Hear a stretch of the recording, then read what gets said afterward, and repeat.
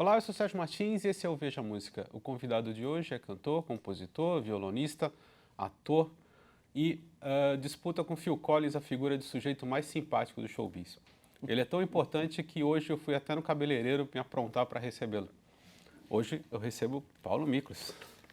Tudo bom? Tudo bom, e você? Eu sei que você viu, eu te persegui nas redes sociais, eu vi você aparando a barba. Aparando a Eu falei, barbinha, pô, né? o cara vai se... Paulo né? Miklos vem aí, né? É, poxa, isso é uma deferência, é uma coisa bacana. Você está lançando o A Gente Morando Agora, que é o teu terceiro disco solo. Sim. E eu acho que de todos é o disco mais colaborativo, né?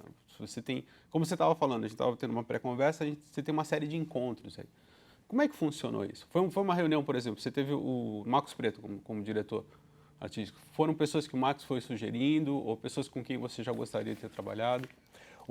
Teve uma conversa muito boa, né, com o Marcos, realmente foi fundamental, nos contatos até, e algumas das sugestões, eu também falei das pessoas que eu gostaria de compor, né, mas principalmente encontrar os caminhos e sentir a resposta, porque para você compor com novos parceiros, né, você vê, a gente vê na história da música parcerias que são da vida inteira, né, parceiros de 20 anos, ou ciumeira dos parceiros, né, então você vê, sei lá, um Tom Jobim, para um Vinícius de Moraes aceitar um Chico Buarque é um negócio que, pô, desestruturou, né, a relação que eles tinham de composição e tal, né, guardadas as proporções.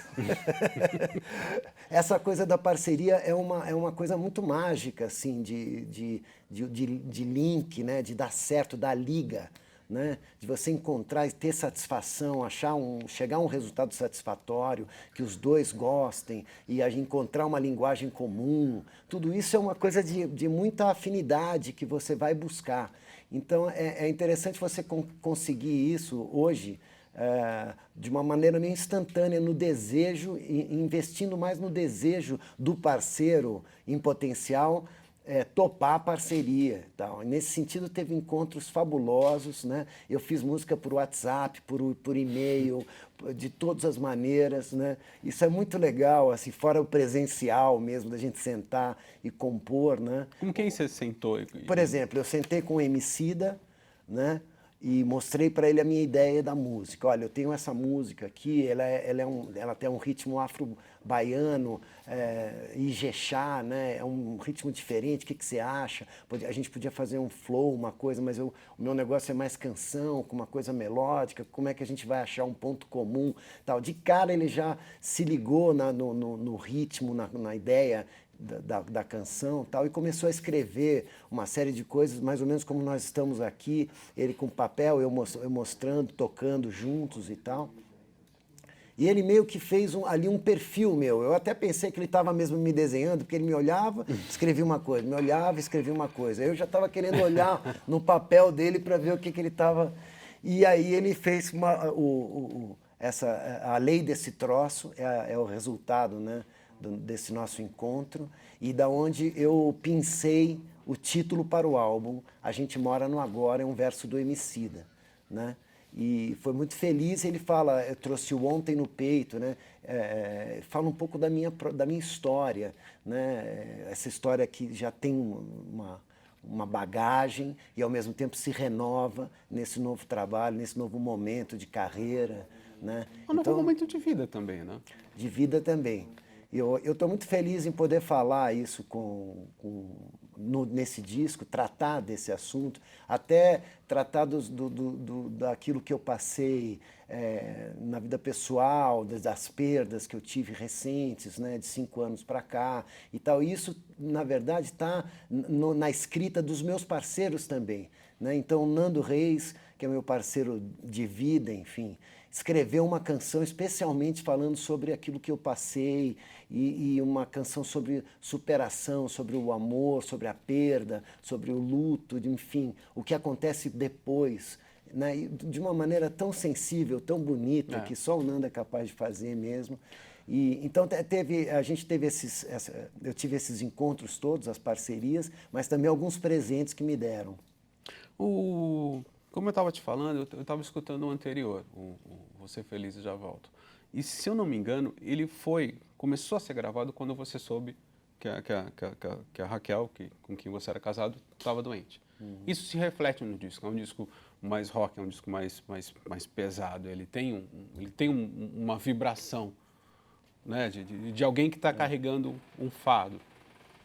Esse disco, A Gente Mora no Agora, o que eu percebi que eu acho muito bonito, você tem canções que falam da Raquel, sua mulher, mas ao mesmo tempo são canções de alguém que se abriu para o amor, se abriu para uma nova vida. Exato, Então, nesse sentido, por exemplo, Estou Pronto, que é uma canção que é parceria com Guilherme Arantes, já fala justamente sobre esse é o assunto, né? Estou pronto para daqui para frente na vida, né? Para o amor, para reencontrar, para escrever novas páginas na vida. O próprio disco tem essa coisa solar, né? Não é para menos que a capa tem essa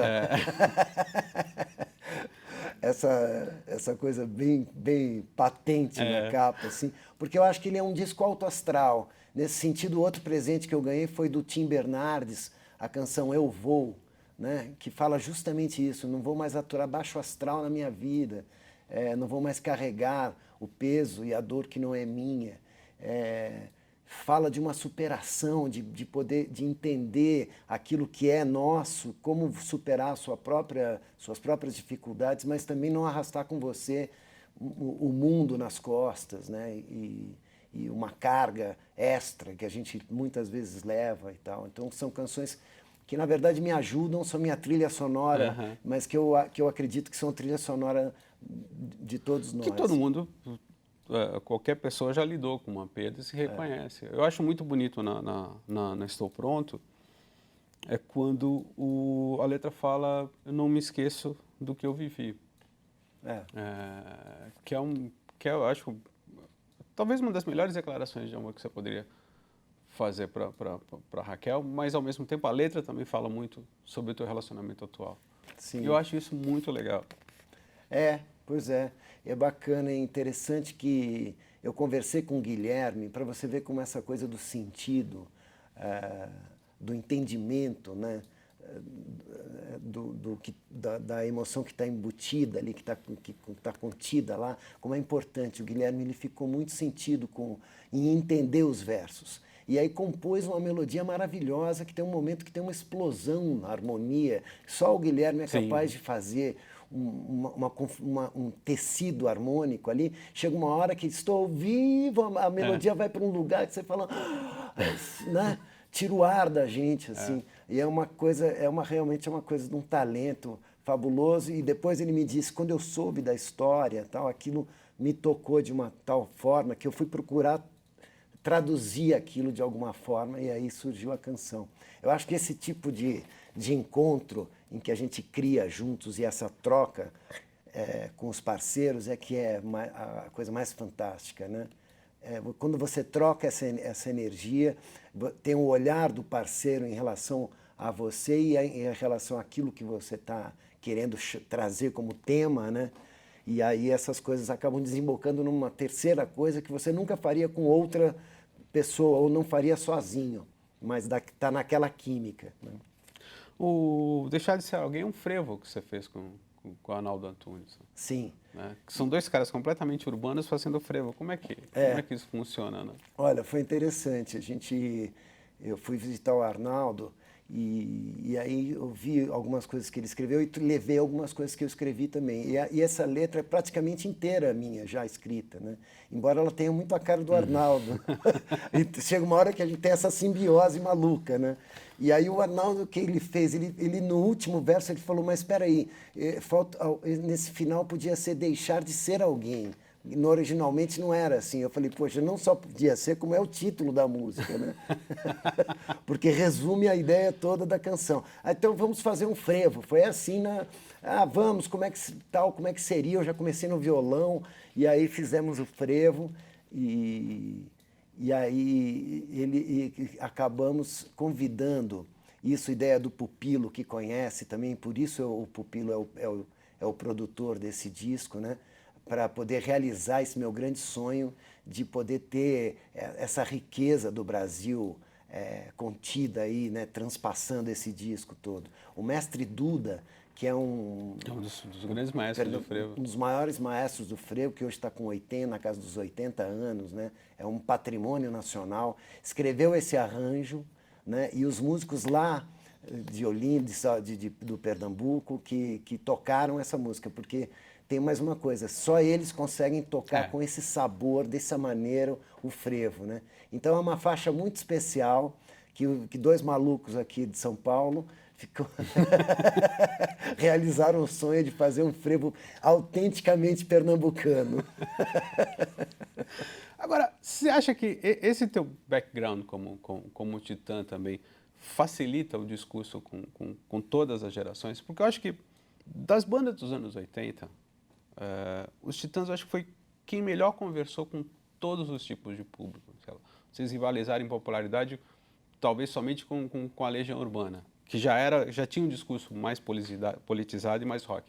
E o Titãs ele sempre foi muito mais variado musicalmente, né? E foi muito mais abrangente, ou seja, você tinha o grupo de pagode que gravou Família, que foi o molejo, as pessoas, os roqueiros gostavam de igreja e tal. Você acha que essa bagagem multimusical, digamos assim, que vem do teu passado, já te ajuda na procura de novos parceiros? Porque de todos sempre tem um que vai falar de uma canção dos Titãs que gostava, ou numa canção tua que gostava, né? Eu acredito que sim, esse trânsito, eu acho que um pouco vem daí.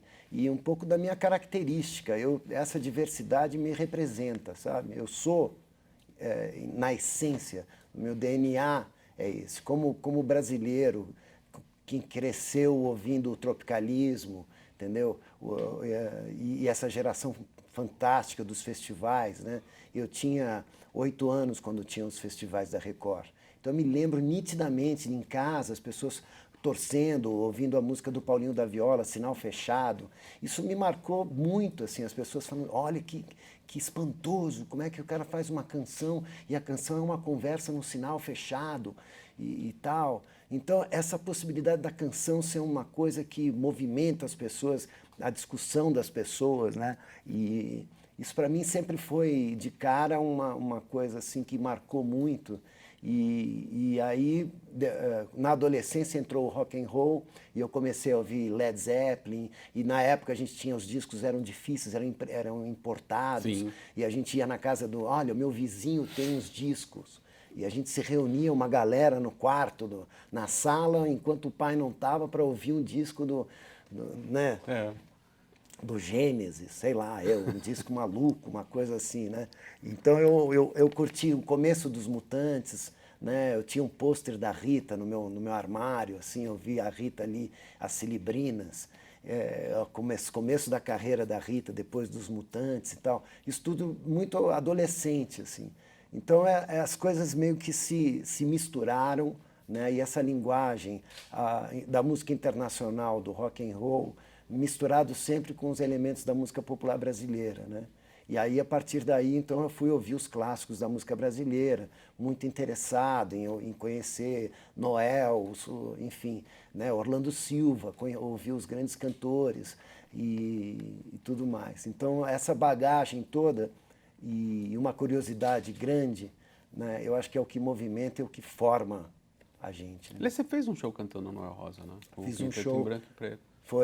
Fiz um show muito bacana, que foi do centenário de nascimento, né, do Noel. E aí, na época, estudando mais a fundo a história do Noel, uma coisa que me chamou a atenção e que, para mim, parece que tinha perdido um pouco de vista, a gente tinha perdido de vista, é o fato da obra do Noel ser uma obra de um jovem, né?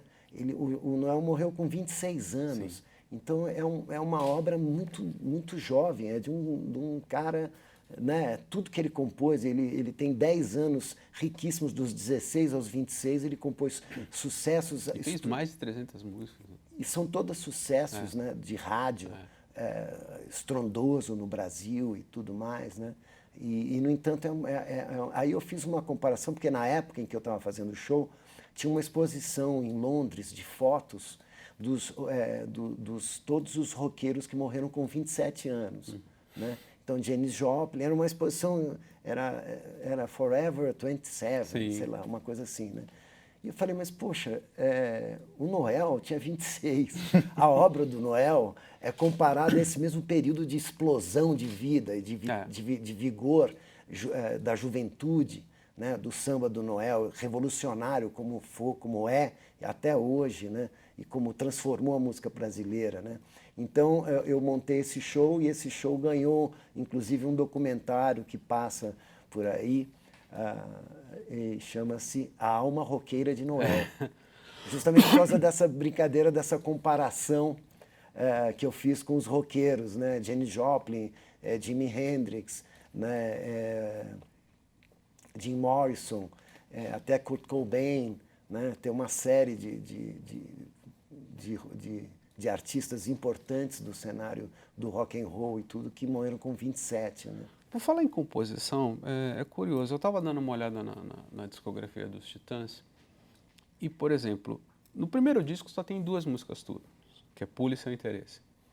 Aí no Televisão você faz Pavimentação e Autonomia, no Cabeça de Dinossauro você colabora na música título e na Face do Destruidor, você não tem nenhuma no Jesus, não tem Dentes. Mas em compensação no Black Brown, que é o meu disco predileto, você tem 5 músicas. Tá vendo? Demorou para você gostar, porque eu tinha que compor mais. E você tem Miséria, que eu acho que para mim, uma das grandes canções do repertório dos Titãs, até a Maria Bethânia gravou. Como é que foi esse processo? Você foi ganhando confiança como compositor? Você sabe que o processo... Você foi batendo nos outros Titãs, nas brigas que vocês tinham? Né? Eu acho que, para mim, sempre foi o mais importante o serviço que eu podia prestar como intérprete, para o melhor material que a gente tinha naquele momento. Então, embora eu tivesse material também, eu optei por cantar, por exemplo, uma canção Bichos Escrotos. Falei, puxa, mas essa música é demais, é incrível, né? E não porque eu tivesse predestinado, porque você sabe que eles saíram de casa uma madrugada andando pela cidade e compuseram essa música caminhando pela cidade e foram terminar debaixo da minha janela, eu recém-casado, às 4 horas da manhã, cantando e aos berros, bichos, baratas, né? Eu abri a janela e falei, vocês estão loucos? O que vocês estão fazendo aqui? Eu gritando, não, a gente fez essa música genial, andando até aqui, a gente veio cantar para você. Né? Então, por motivos variados, eu acabei por optar por ser um intérprete daquilo, de canções que não podiam ficar de fora, para além das nossas discussões de território, entendeu? De qual a quantidade de canções de cada um tem dentro, né? A gente sempre foi muito criterioso de quem canta o quê, se alguém canta mais que o outro. Em alguns momentos tem um canta um pouco mais que o outro e tal, mas normalmente a gente foi sempre muito criterioso com isso, assim, porque é para garantir aquele revezamento na frente dos crooners, né? Que é uma maneira, acho que muito sui generis e muito característica da banda existir, né?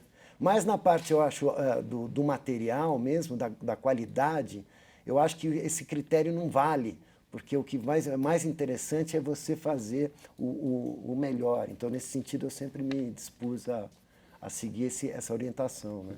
Então, pedindo um número musical aqui, o que você vai cantar para a gente agora, Paulo? Olha, eu posso cantar A Lei Desse Troço, sim, que é a canção da onde sai o título da... Já vamos direto? Que é da parceria com a Emicida. Que é parceria com a Emicida. Não, depois você faz um número inédito para nós mesmo. Qual que é inédito? Aqui eu não lancei ainda? Pode ser. Essa é inédita, eu nunca fiz aqui pro Sérgio. Sim, tá bem. Vamos lá. A lei...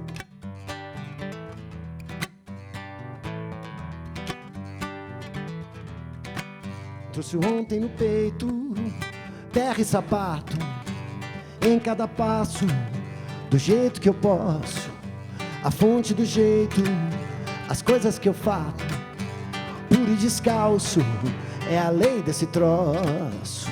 Chorar é importante igual sorrir, avisa que eu voltei sem sair daqui. Chorar é importante igual sorrir, avisa que eu voltei sem sair daqui. Sabe onde a gente mora? Onde a gente mora? No agora. A gente mora no agora. Sabe onde a gente mora? Onde a gente mora? no agora. A gente mora no agora. Trouxe o ontem no peito, terra e sapato, em cada passo, do jeito que eu posso. A fonte do jeito, as coisas que eu cato, puro e descalço, é a lei desse troço. Chorar é importante igual sorrir, avisa que eu voltei sem sair daqui. Chorar é importante igual sorrir, avisa que eu voltei sem sair daqui. Sabe onde a gente mora? Onde a gente mora? No agora. A gente mora no agora. Sabe onde a gente mora? Onde a gente mora? No agora. A gente mora no agora. Muito bom. É diferente compor com rapper e com songwriters como o Guilherme Arantes e o Nando, não? Olha, essencialmente não é diferente, eu acho. Eu compus uma canção também muito bonita com a Lourdes da Luz, né? Que é minha predileta do disco, Afeto Manifesto. Mas isso acontece também muito com o Nando, por exemplo, que é muito profícuo, sabe? Ele tem muitos versos, sabe? Depois a gente dá uma editada e tal, né? E com a Lourdes também, assim, tinha muita coisa, e aí depois ela se surpreendeu, porque eu coloquei tudo na canção. Que era tudo muito bom. Ela falou, mas eu pensei que você ia editar, ia deixar umas partes de fora. Eu falei, não. E é um pouco da linguagem, eu acho, né? Do fôlego que o rap tem. Tem um fôlego meio para você desenvolver a ideia, e que é um pouco diferente da canção, né? A canção tem essa coisa mais enxuta, né? mais pedra preciosa, quer dizer, você procurar uma densidade grande num formato mais enxuto, né? Agora, você está falando que você está estreando um filme hoje? Estou estreando um filme hoje em todos os cinemas do Brasil, Como é Cruel Viver Assim, da cineasta carioca Júlia Rezende, com um elenco muito bacana, Débora Lan, o Marcelo do Valle, a Fabiola Nascimento e o Sérgio Guidan, como é que é mesmo?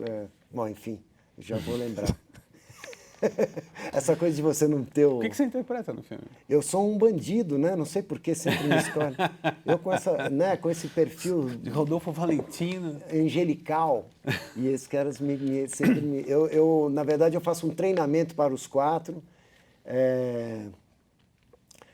que são 4 pessoas comuns que pretendem dar um golpe, né? E fazer um sequestro, né? E elas se acham capazes de fazer isso, só que elas vão procurar ajuda dos bandidos profissionais. Uhum. E eu meio que faço uma preparação, vamos dizer assim, um curso rápido de preparação para eles. É muito divertido e eles são muito patéticos ao mesmo tempo que são divertidos, né? Porque eles estão querendo dar o golpe da vida deles e o personagem do Marcelo Valle, que ele fez inclusive no teatro, né? Essa peça foi uma peça e agora virou filme, né? É muito interessante porque o personagem ele quer ser respeitado, ele quer conquistar um status de que ele consegue fazer a coisa, que dá certo. Aí no fim, eu não vou adiantar se a coisa dá certo ou não, mas vocês já podem ter uma ideia do que acontece.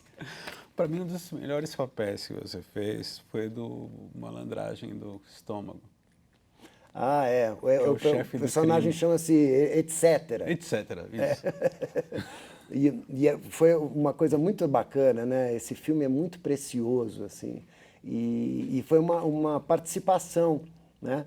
Eu fui até Curitiba para participar e eu não fazia ideia de como o filme é impressionante, é muito interessante, muito bacana, né? E quando o Marcos Jorge, que é o cineasta, me convidou, ele me disse, olha, é um pouco uma homenagem para o personagem do Invasor, do filme O Invasor, que eu fiz, que é o Anísio, né? Eu falei, puxa, mas homenagem, né? Fazer eu já meio avesso, falei, um remake de um personagem pro outro, será que... Quando eu cheguei lá, era um filmaço, né? Foi um presentão fazer parte desse filme.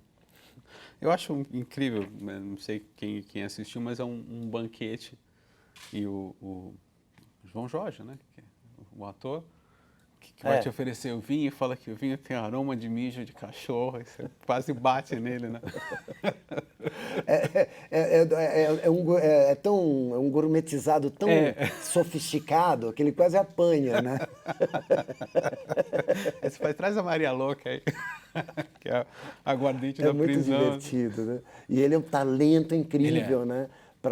Além, o ator, eu É, digo, mas o personagem é sim, um talento da culinária espantoso e preso é. dentro, cozinhando para a bandidagem, né?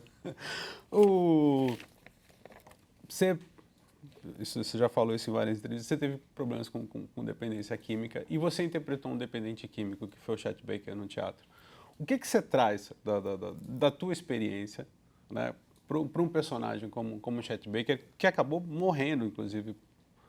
É, é importantíssimo a gente poder contar com uma experiência pessoal, né, quando você vai fazer um personagem, né? Agora, recentemente, eu acabei de encerrar as filmagens de um filme do cineasta brasiliense, o Iberê Carvalho, em que eu faço um roqueiro dos anos 80, e eu falei para ele, não, peraí, não, eu quero te convidar para fazer um roqueiro dos anos 80. Eu falei, não, não, não. Eu quero ser ator para justamente não ser aquilo que eu sou, né?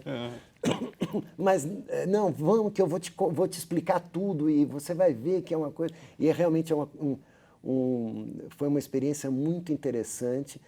É um filmaço, assim, desculpe, mas que fala sobre algo muito atual, que seriam como as coisas viralizam, né? Essa coisa virtual, as fake news, como é que as pessoas formam um conceito, né, em relação aos acontecimentos e tal. Tudo isso é discutido nesse filme de uma atualidade assombrosa, assim. E foi muito legal porque realmente eu me obriguei a fazer um personagem e é a mesma coisa, na verdade. O mecanismo é o mesmo, né? A gente sempre vai emprestar para o personagem aquilo que a gente tem como vivência e como a gente traz, assim como o que a gente é, né? Ou o que a gente se transforma, mas a gente é a base daquilo que vai ser o personagem, o que a gente tem para oferecer e o que o personagem tem para transportar a gente para um outro lugar, né? Então, nesse sentido, o teatro, que foi uma experiência para mim também radical e diferente, porque até então eu só tinha feito cinema, né? É um outro tipo de disciplina E também, televisão, né? né?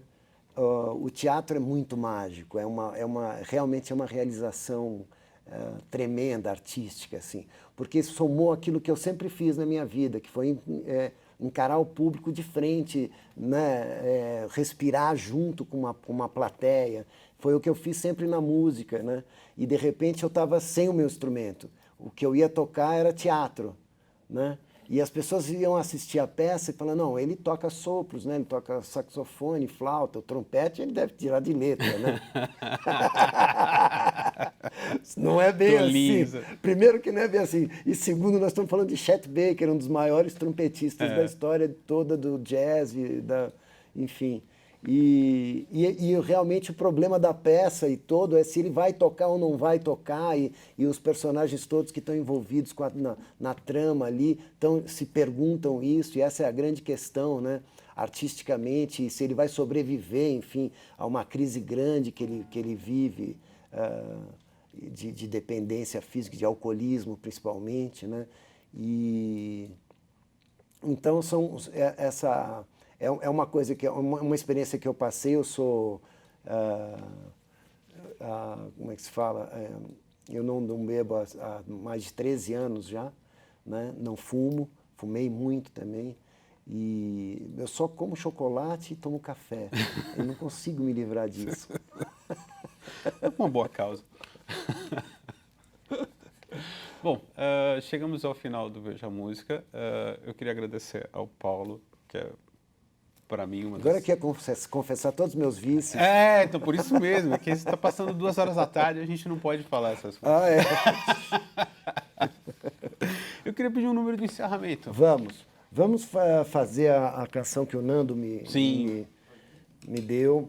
Grande Nando Reis. Nando Reis me deu essa canção que ele escreveu especialmente para mim, chamada Vou Te Encontrar. Quero agradecer aqui o convite e ao Sérgio por essa nossa conversa gostosa. Sempre bom estar falando com você. Maravilha, até a próxima. Até a próxima.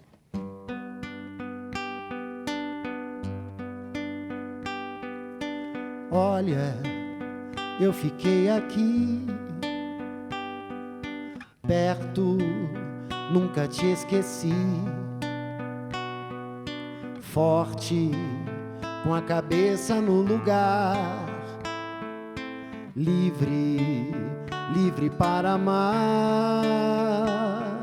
Sofro como qualquer um, rio quando estou feliz. Homem dessa mulher, vivo como você quer, nas ondas do mar, nas pedras do rio, nos raios de sol, nas noites de frio, no céu, no horizonte, no inverno, verão, nas estrelas que formam uma constelação, no beijo da moça, no alto e no chão, nos dentes da boca, nos dedos da mão, no brilho dos olhos, na luz da visão, no peito dos homens, no meu coração. Vou te encontrar, vou te encontrar, vou te encontrar, vou te encontrar.